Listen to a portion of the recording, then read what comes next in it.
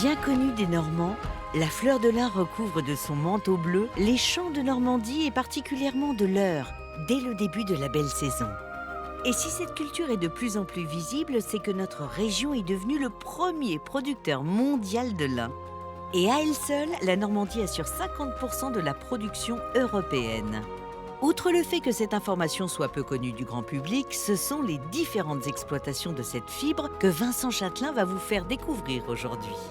Nous commencerons avec Mathieu pour évoquer la récolte. Exercice exigeant puisque les producteurs ne disposent que de 3 jours pour ramasser leur récolte. C'est juin qui fait le lin. Les années où on a un juin très sec, on est pénalisé. Nous poursuivrons avec la visite d'une coopérative pour mieux comprendre les processus de transformation du lin. Le lin, c'est la fibre naturelle la plus résistante. Avant de découvrir les différents produits innovants et matériels de haute technologie étonnants développés dans notre région grâce à la fibre de lin. C'est une enceinte sac à dos, donc portable, qui a été développée par une start-up. Nous irons ensuite rendre visite à une productrice de savon à base d'huile de lin. Là, on va sentir. Le surgras, Voilà, le fameux exactement. surgras à Le surgras. l'huile de lin. Ça Tu glisse, le quoi. sens déjà tout de suite. Voilà, exactement. Nous verrons enfin qu'un couple de producteurs a eu l'idée originale d'utiliser le lin lavé pour créer une gamme de linge de lit et de maison. Le lin, en fait, est une culture non délocalisable. Et ça, c'est génial pour la Normandie. Histoire de se balader, voyage dans la vallée du lin.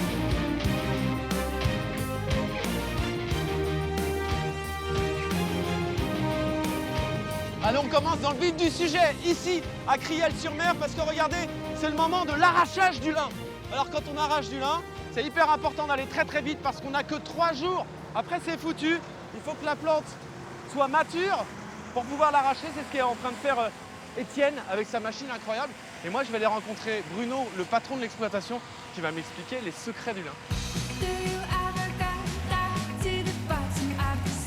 Bonjour Bruno.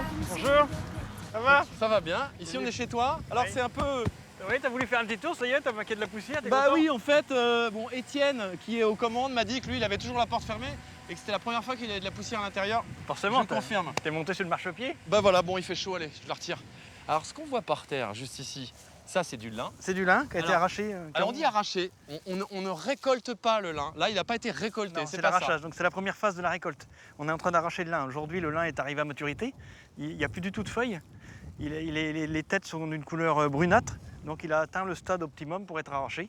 On est en train de procéder à l'arrachage. Et donc on va le laisser sur le sol comme ça pendant 3-4 jours. Et après on retourne le lin une première fois pour assurer un fanage parfait, de façon à préparer la plante au rouissage. Après c'est l'action de l'eau et du soleil qui provoque le rouissage. Naturel, en fait. Naturellement, oui. Est-ce que c'est difficile de cultiver du lin? Est-ce que c'est une plante qui a des exigences très différentes des autres? Qu'est-ce que ça a de particulier en Ouais, termes de donc la culture? particularité du lin, déjà il faut au moins 6 ans entre 2 cultures de lin. Parce que ça puise plein de nutriments. Ouais, et en plus, il y a tout ce qui est parasitisme et autres qui sont dans la plante. Et si on refait du lin trop souvent, il est malade. C'est une culture qui est très exigeante au niveau du sol. Il faut des limons profonds, Ouais. bordure maritime, parce que la brume de mer, il ne faut pas qu'il fasse trop chaud. Ça fait combien de temps que tu cultives du lin, toi? Depuis toujours, mes parents, mes grands-parents, Ah ouais on a toujours fait du lin. On est dans une région où Ah ouais? on fait du lin depuis toujours.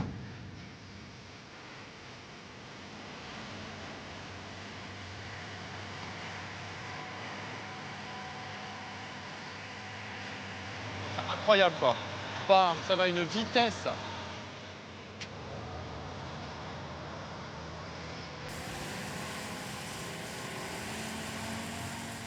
Donc à l'époque, il y a 70-80 ans, donc on procédait comme ça. Il fallait arracher le lin, poignée par poignée, et on le posait au sol. Ah ouais, d'accord. Et donc, est-ce que c'est un effort physique? Ah ouais. C'est-à-dire que quand on a fait à 10 hectares à faire, ça pouvait prendre combien de temps? Des jours et des jours, forcément. Il y avait beaucoup de main-d'œuvre à l'époque sur les fermes. Et alors là, est-ce que si on laissait par exemple ce lin-là encore une semaine, il serait dans quel état? Ouais, il y a un risque de surmaturité. Et donc, tu as des plantes, tu vois, qui commencent à se dessécher. On en voit là-dedans, Ah ouais. qui sont déjà brunes, complètement brunes. Et ça, c'est pas exploitable après? Oui, oui, mais après, tu perds de la qualité. Alors là, c'est du lin textile. Lin textile. Qu'est-ce qu'il a comme particularité? C'est la première fois qu'on le voit dans l'émission. Ouais, la valeur du lin textile, c'est la fibre qui est à l'intérieur. La graine est un produit annexe. L'essentiel de la valeur, il est dans la fibre, qui se trouve dans la plante. Et donc, c'est l'intérêt de l'opération du rouissage, c'est d'arriver à extraire cette fibre. Aujourd'hui, tu ne peux pas l'extraire, tu vois. Qu'autrement, une fois que la plante commence à se dessécher, elle devient noire, on arrive à extraire la fibre. Et alors toi, quand tu as commencé ta première récolte en tant que professionnel, plus en tant qu'enfant. Ouais. Est-ce que c'était une belle récolte? C'était en 1983, j'ai fait ma première récolte. Parce que je me souviens, c'est qu'en 1984, j'en ai brûlé. Ça m'a marqué durablement. Et pourquoi t'en as brûlé? Parce que je m'étais planté. Ah oui, t'étais en retard en fait. Oui, c'est ça. J'avais semé trop tard. Il y a une parcelle que j'avais loupée. Et alors, donc ça c'était la première récolte ratée, on va dire, sur ta toute première. Oui. Mais tu as appris de tes erreurs et assez rapidement, tu as réussi à maîtriser les différents paramètres qui rentrent en ligne de compte pour la culture du lin, Oui, tout à dont fait. le plus important est le climat quand même. Oui, c'est le climat qui est déterminant. Parce que c'est vrai que les années où il pleut pas assez, notamment au mois de juin, c'est juin qui fait le lin. Les années où on a un juin très sec, on est pénalisé. L'été, je ne pense qu'au lin. Je vis le lin. De l'arrachage jusqu'à l'enroulage. C'est mon job. Est-ce que tu portes du lin toi Oui, ou pas? oui, mais quand je me fais beau pour sortir. Aujourd'hui, je suis en tenue de travail.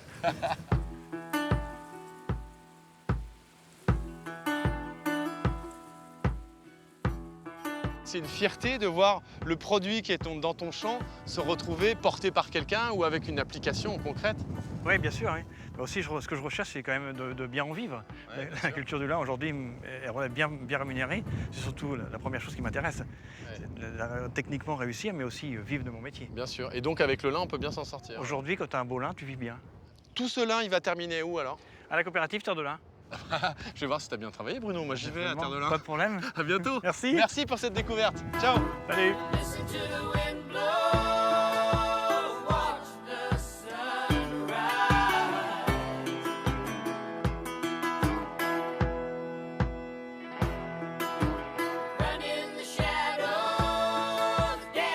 Bon, après l'arrachage, ce qui suit, c'est la transformation du lin. C'est assez compliqué. C'est ici que ça se déroule, dans la coopérative agricole Terre de Lin.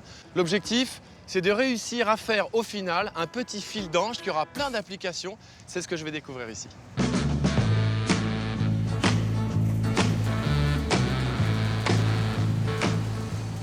Alors là, Willy, on arrive dans l'usine de transformation du lin. J'aimerais savoir, qu'est-ce qui fait qu'aujourd'hui, la Normandie est une terre de lin et comment on en est arrivé à avoir la moitié de la production mondiale dans cette région? C'est pour une raison qui réunit le terroir de la Normandie, le climat, qui est très important pour la production du lin, également le savoir-faire des producteurs, mais aussi le savoir-faire industriel pour extraire la fibre et la transformer. Ici en France et en Normandie particulièrement, on le cultive depuis combien de temps? On le cultive depuis plusieurs siècles. Par contre, des entreprises comme la nôtre datent de la dernière guerre. Avant, la culture se faisait en Normandie, mais l'extraction de la fibre se faisait plutôt en Belgique. Ah. Progressivement, les producteurs ont pris leur sort en main en montant des coopératives comme celle-ci. Votre chemise, c'est quoi? C'est du pur lin. Évidemment. Moi, je suis pur coton. Oh là là. Personne n'est parfait. Et alors, la fabrication du lin, c'est donc dans cette chaîne-là précisément que ça se passe? La première intervention, c'est ce qu'on appelle le teillage. Ça va être l'extraction de la fibre de la plante. Donc à la fin de cette chaîne, le résultat, c'est qu'on a d'un côté des fibres longues qui sont la partie noble, d'un autre côté des fibres courtes qu'on appelle les étoupes. D'accord. Et donc le lin s'inscrit tout à fait dans l'esprit d'économie circulaire qui a du succès actuellement, puisque tout est utilisable et finalement recyclable également. Ok. Bon, on va jeter un œil à l'intérieur pour la fabrication? Ouais.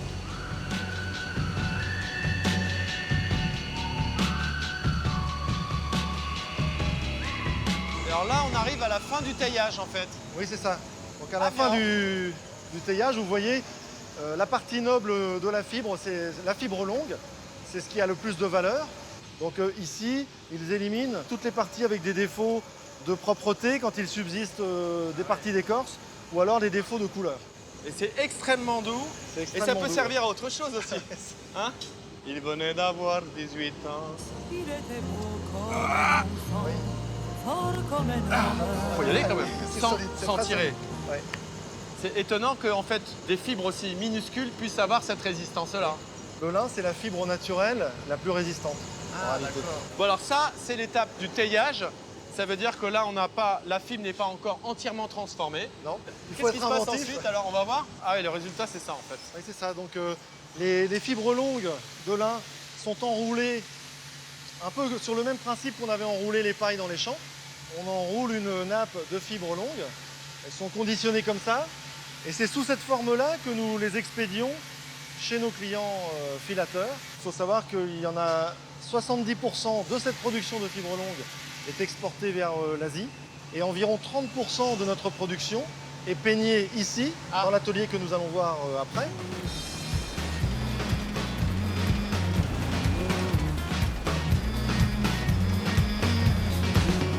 Alors le peignage, qu'est-ce qu'on y fait exactement? De Par gratter et de retirer la l'écorce? friction des aiguilles des peignes sur la fibre va permettre de dissocier les fibres, de les individualiser. Et à la fin de cette ligne, on va produire un ruban continu.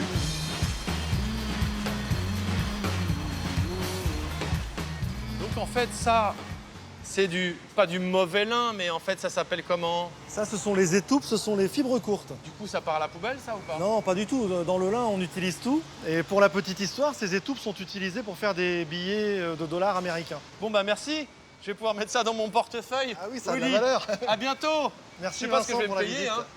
Ciao. Alors ce que vous connaissez du lin, ce qu'on connaît tous du lin, ce sont par exemple les chemises en lin, le tissu en lin. Vous allez voir avec Laurent qu'en fait il y a plein d'applications étonnantes.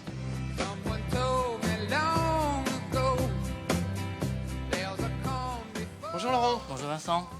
Alors donc ici on trouve toutes les applications, toutes les innovations qui sont liées au lin. Alors qu'est-ce qu'on a comme application justement? Ouais, la première application, c'est le textile. Ouais, c'est ça. C'est la chemise que vous portez. C'est la chemise, exactement. Alors ça, Ah oui, là... on dirait du bois dessus. Mais... Alors, c'est du bois dessus. D'accord. En fait, ce qu'il faut savoir, c'est que la trame de lin est enchâssée à l'intérieur.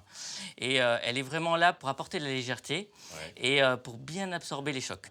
Mais on peut aussi aller plus loin. On peut aller jusque dans le snowboard que j'ai ici, où là, on a développé un produit encore plus complexe. En fait, ce que vous voyez ici, cette trame-là, c'est un mélange de fibres de carbone et de fibres de lin. C'est parce que la fibre de carbone va apporter la rigidité au ski. D'accord. Donc ça, c'est vraiment important pour avoir un ski solide. Mais un ski rigide se met à vibrer sur la neige et à perdre l'adhérence. Donc le lin, il vient justement absorber toutes ces vibrations. Ah, alors vous vous rendez pas compte, vous êtes sur une piste de ski là en hiver. Ch'tac, virage à gauche, virage à droite. Bah vous skiez sur du lin. Oui, c'est original. Hein. C'est étonnant. Ouais. Donc là on a un boomer par exemple Voilà, qui va ça. envoyer des sons graves. Exactement. L'avantage du lin, c'est que ça va éviter tous les effets Larsen et ça va rendre le son plus pur. Bon alors il y a cette petite enceinte, mais je vois qu'il y a un système de sonorisation aussi complet là. Oui, donc là, c'est une enceinte sac à dos, donc portable, qui a été développée par une start-up. C'est un produit tout nouveau qui vient de sortir. On a travaillé le lin vraiment dans le caisson, à l'intérieur. Ça c'est un modèle donc a priori qui est au tout début. Oui. Mais alors moi je Mais t'avoue... c'est déjà en vente. Hein. Ah, c'est déjà en vente. Ouais. De tout ce que j'ai vu, ce qui me plaît le plus, c'est ça. Bon allez, je te la laisse, je vais me l'acheter. À bientôt Laurent. Merci. Merci. Au revoir.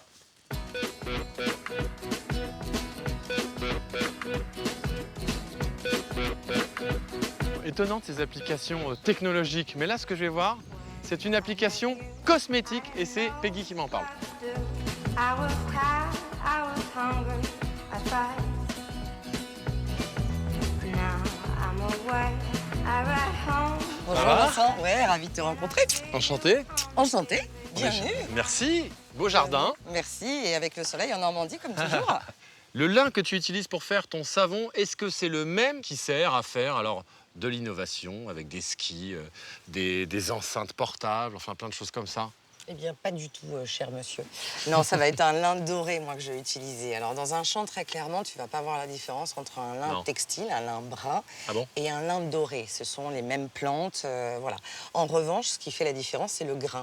Tu vois, c'est un lin brun, comme ceci, alors que la couleur du lin doré, on est plus sur une couleur comme celle-ci.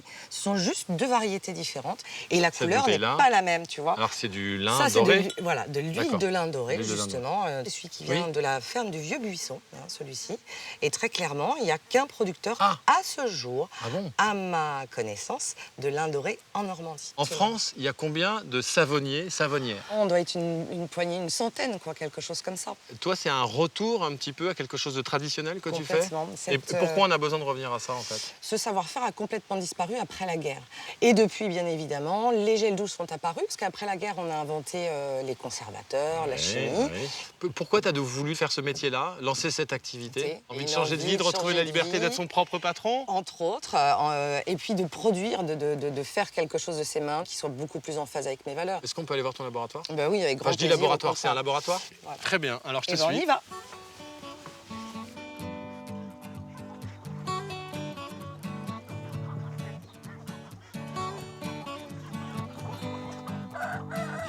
Voilà, bienvenue dans le labo de savon d'ici. Donc là, c'est là où toute la production se fait. Tout découpage des savons, maturation des savons, voilà, tout se passe là.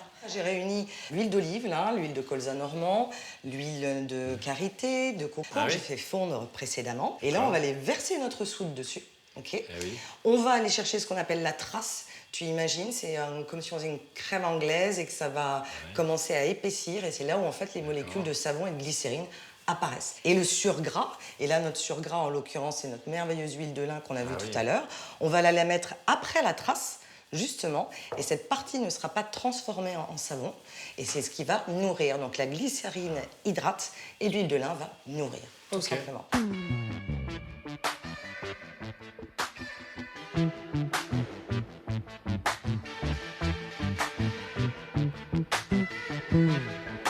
Impeccable. Alors, Impeccable. vous pensez que je suis dans un site industriel hautement radioactif? Eh bien pas non. du tout. Ici, on fait du savon. Allez, on est parti pour un savon Apolline, le savon là. à l'huile de lin.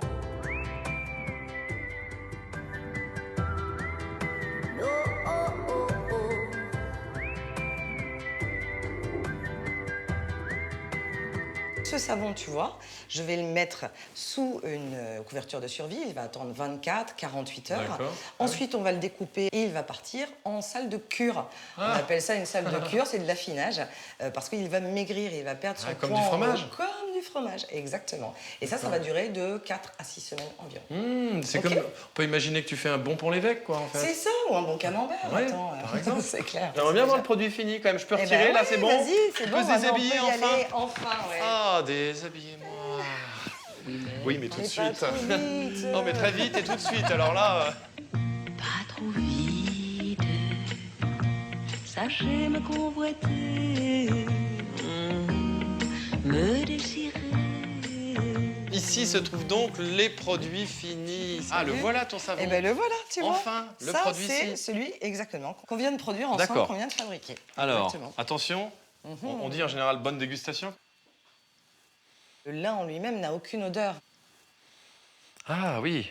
Alors dedans, tu as du petit grain bigaradier, c'est l'orange amer en fait. Ah, D'accord. ah, c'est ça, il y a un côté agrume. Complètement. Du lavandin, du romarin. Je te dirais comme ça qu'il y a de la citronnelle. Eh ben tu vois, t'étais Il y en sur a les pas. notes, ouais, mais t'étais sur les notes même zestées de l'orange, tu vois, t'étais pas très loin. Ce dont vous vous rendez pas compte, c'est que quand on touche ce savon, ça n'a rien à voir avec un savon industriel classique. Là, on va sentir. Le surgras, Voilà, le fameux exactement, on surgras sent à le gras. l'huile de lin. Ça Tu glisse, le quoi. sens déjà tout de suite, voilà, exactement. Et c'est ça qui va nourrir ta peau. Et à l'intérieur, la glycérine qui va hydrater ta peau. Eh oui, d'accord. Bon, écoute, c'est très bien, parce que grâce à toi, je te fais la bise, je vais pouvoir enfin me laver. Eh ben, c'est cool. Merci.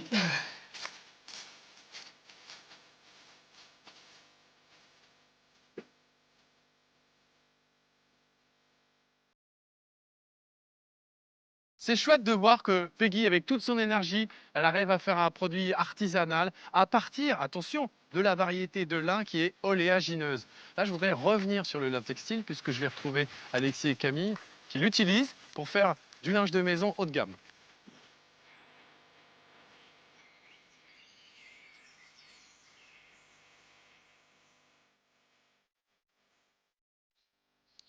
Donc là, on est chez vous. Déjà, c'est sympa quand même. Un petit corps de ferme avec à combien 770 mètres carrés à peu près. Ici, on est sur le corps de ferme familial, où notre famille produit du lin depuis 4 générations. On avait envie d'aller un peu plus loin en fait, dans la transformation du produit. Et en fait, c'est en dormant en chambre d'hôte il y a quelques années sur Bordeaux, dans des draps en lin, qu'on a super bien dormi et qu'on a acheté une parure de draps en lin. Et on s'est dit, c'est quand même dommage d'être une famille de producteurs, d'être dans le berceau du lin et d'aller acheter des produits finalement. Et de là, en fait, la marque Embrun est née en 2016.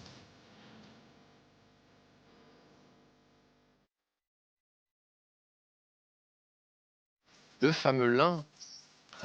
Mais alors, vous, en fait, vous êtes ingénieurs tous les deux.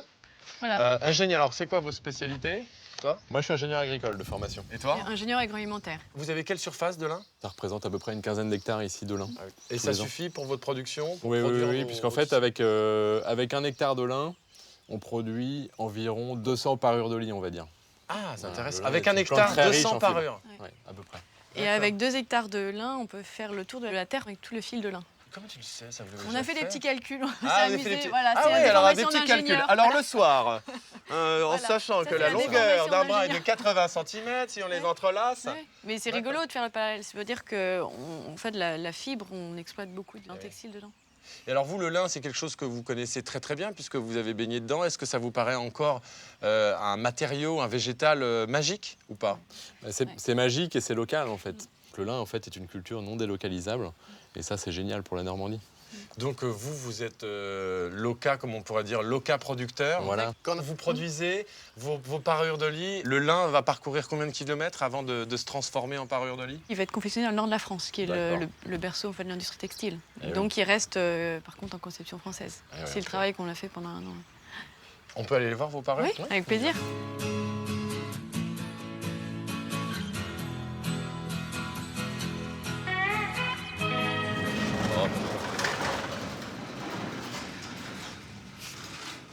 Ah oui!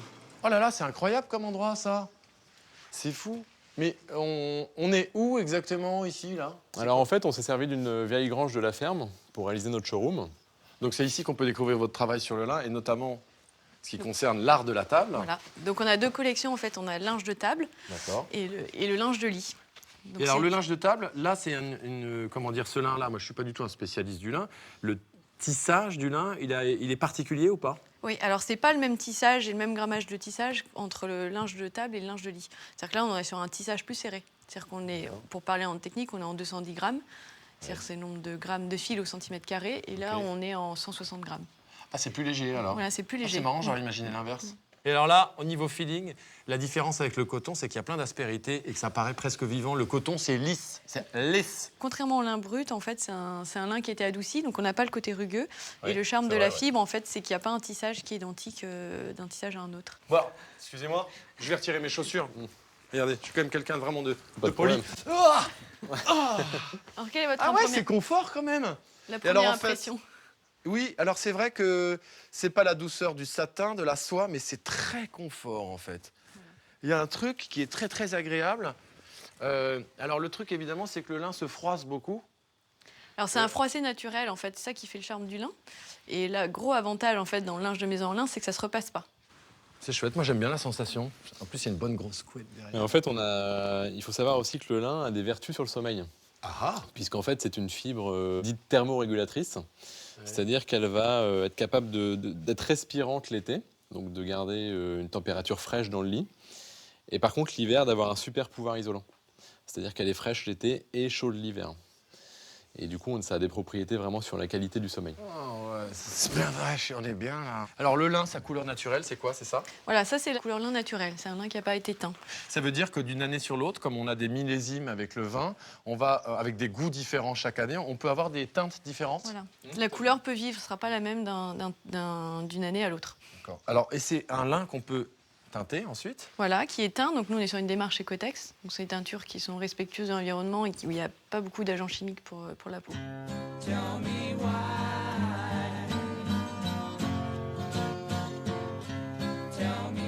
Et alors, niveau distribution, vous en sortez comment? Vous faites comment? Alors on a un site internet en fait qui est destiné aux particuliers et ma marque de fabrique en fait c'est distribué auprès des chambres d'hôtes. C'est-à-dire que j'équipe les chambres d'hôtes de parures en lin, ce qui permet en fait aux gens qui dorment dans les chambres d'hôtes de découvrir le lingerie en lin. Parce qu'aujourd'hui, ce qui fait le succès d'une marque, c'est aussi le bouche à oreille quand même, non? C'est oui, énormément de bouche à oreille. Et puis on travaille aussi de plus en plus en fait avec des architectes et décorateurs qui veulent des projets un petit peu sur mesure. Sur lesquels les grosses entreprises ne sont pas forcément à même de répondre. Donc nous, grâce à notre petite taille et notre réactivité, on est capable aussi de monter des projets sur mesure avec eux. On a équipé notamment là, un hôtel au Danemark, à Copenhague, Ah oui? avec nos produits en lin. Oui. C'est un produit qui est assez luxueux, élégant en fait le lin. Et en fait, un retour dans le luxe des produits naturels. Ça, c'est une Exactement, tendance. c'est le luxe au naturel, voilà, c'est ça. Est-ce que ce serait peut-être une possibilité un jour de m'accueillir ici, de faire une chambre d'hôte? Mais c'est une idée qu'on a pour, alors à court ou moyen terme, mais d'installer un gîte et de pouvoir accueillir les gens et qui vivent vraiment l'expérience lin jusqu'au bout. L'expérience totale lin, quoi. L'expérience totale lin, voilà. Allez, on mange lin, On mange sur une nappe On en lin, visite on les dort champs de dans lin. un... on voilà. visite les champs de lin, on On dort dans lin. un- Voilà. On est bien. On est En bien. fait, on est bien. On va rester. Ah bah non, je vais pas rester.